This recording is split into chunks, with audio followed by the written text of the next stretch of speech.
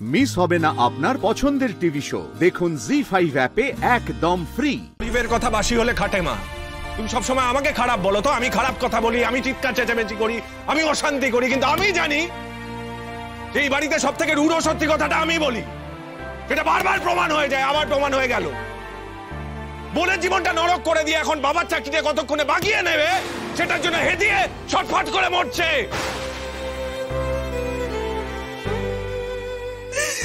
আমার আর কিচ্ছু ভালো লাগছে না, আমার আর কিচ্ছু ভালো লাগছে না এই সংসারে।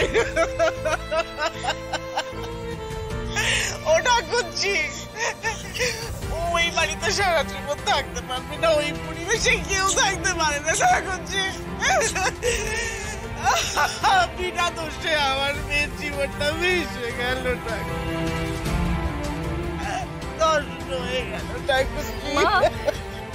এইসব কিছু হয়েছে যখন, তখন সূর্যের সঙ্গে আমি একবার কথা বলবো। ও নিশ্চয়ই এসব জানে না। ও মা, তুমি কেঁদো না মা, আমি ঠিক। চুপ, একদম চুপ। তুই সবসময় আমাদের সবার জীবন ঠিক করে দিবি না রাই? কেন রে? হ্যাঁ, তুই কি ভগবান? হ্যাঁ, আজকে তোর জন্য আমার নীলুর জীবনটা নষ্ট হয়ে গেছে, আর এর জন্য আমি তোকে কোনোদিন ক্ষমা করবো না, কোনোদিন ক্ষমা করবো না।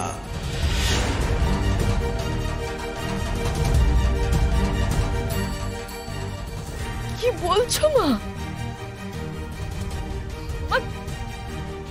তুমি এমন কথা বলছো? হ্যাঁ বলছি। আজকে তোর একটা হটকারী সিদ্ধান্ত আমার আর একটা সন্তানের জীবন একেবারে দুর্বিষহ হয়ে গেল। এই জন্য বলে মায়ের মনে এই বিয়েতে আমার কোনোদিন সায় ছিল না, একদম প্রথম থেকে খুব ডেকেছে। তাও সৌর্যকে খানিকটা চিন্তাম বলে একটুখানি ভরসার জায়গা ছিল, এখন তো সেটাও নেই, ভেঙে গেছে। এই সব কিছুর জন্য কে দায়ী বল? এই যে আজকে তোর বোনের জীবনটা শেষ হয়ে গেল, এর দায় কে তুই এড়াতে পারবি? হ্যাঁ পারবি, এড়াতে পারবি? মা তুমি তুমি শুনে বলছো যখন, নিশ্চয় ঠিকই বলছো তুমি। সৌর্যকে একা নিয়ে ওর সংসার নয় রাই।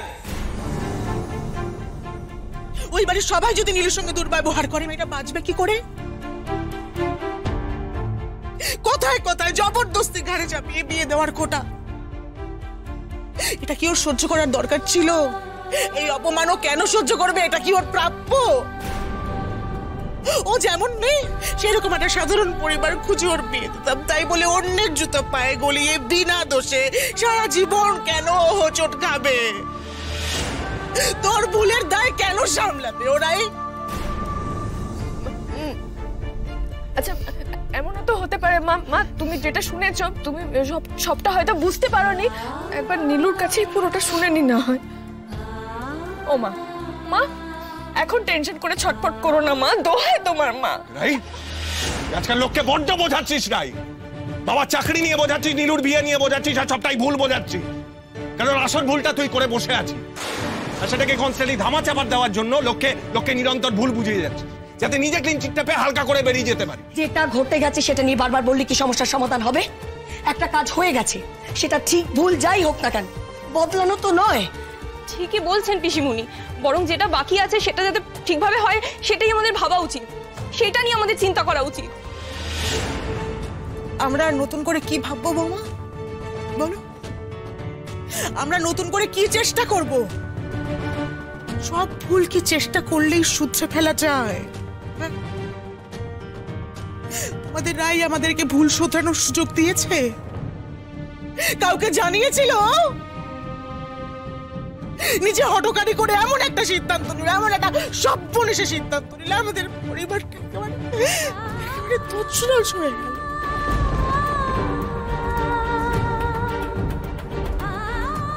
আমার নীলু যে কি কুক্ষণে দিদির কথায় আগুনে ঝাঁপ দিল, আমাদের কেন একবার এসে বলল না যে আমি ঠাকুরজি গো, তোমার দাদা চলে যাওয়ার শোকটাও আমি পালন করতে পারলাম না। সর্বক্ষণ আমার মেয়েটার জন্য দুশ্চিন্তা হয়। আমি ঘুমোতে পারি না, আমি বসতে পারি না, খালি মনের মধ্যে নানান রকমের দুর্ভাবনা হয় না। ও মা, এভাবে সবাই মিলে দিদিভাইকে কাঠগড়ায় তুলে দেওয়া বোধহয় ঠিক হচ্ছে না। দিদিভাইয়ের সিদ্ধান্ত ভুল হলেও মেজি ভাইয়ের তো উচিত ছিল এটাতে প্রোটেস্ট করা, এই বিয়েতে না করে দেওয়া। দিদিভাই তো আর জোর করে মেরে ধরে ওকে কোণে সাজিয়ে এনে বসাতে পারতো না মা। তোর মেজি ভাই তো চিরকালের সহজ সরল বোকা, আর তোর দিদি অন্তঃপ্রাণ। দিদি যা বলেছে ও তাই করেছে। ওর সরলতার সুযোগ নিয়ে কিছুদিন আগে ওই বদ ছেলেটার থেকে প্রাণে বেঁচে ফিরেছে। আজকে শুধুমাত্র ওর সরলতা আর ওই বিশ্বাসের সুযোগ নিয়ে রাই এখন ওর জীবনটা দুর্বিষহ করে দিয়ে নিজে নিশ্চিন্তে ঘুরে বেড়াচ্ছে।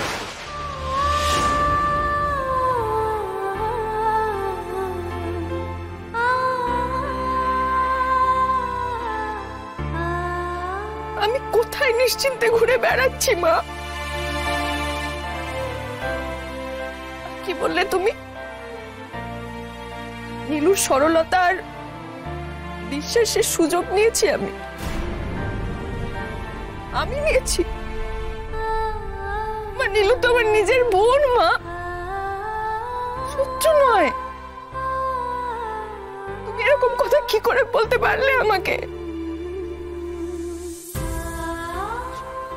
কত রকম চিন্তা ঘোরে আমার মাথায়, এই পরিস্থিতির চিন্তা, বাড়ির প্রত্যেকটা মানুষের চিন্তার চাপ। আমি রাত্রেবেলা দু চোখের পাতা এক করতে পারি না মা, এত রকম চিন্তা মাথায় ঘুরে আমার। তাই তো সেই জন্য তো নিজের বোনের জীবনটা একেবারে দুর্বিষহ করে দিলি।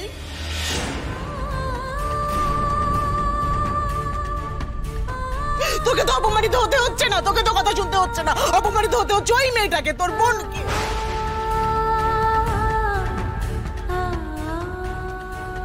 তাই মা হিসেবে ওর বোনের ওপর যাচ্ছে সেটা শুধু আমি বুঝতে পারছি।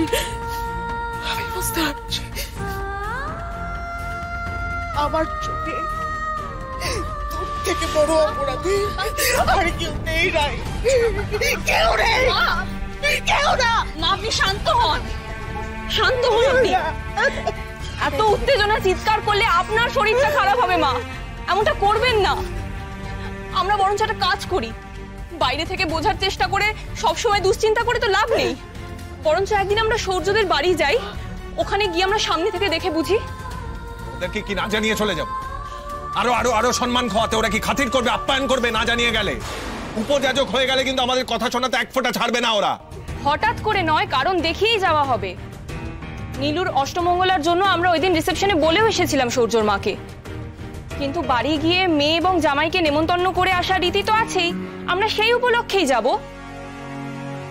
জি5 ডাউনলোড করুন আর সব এপিসোড দেখুন একদম ফ্রি।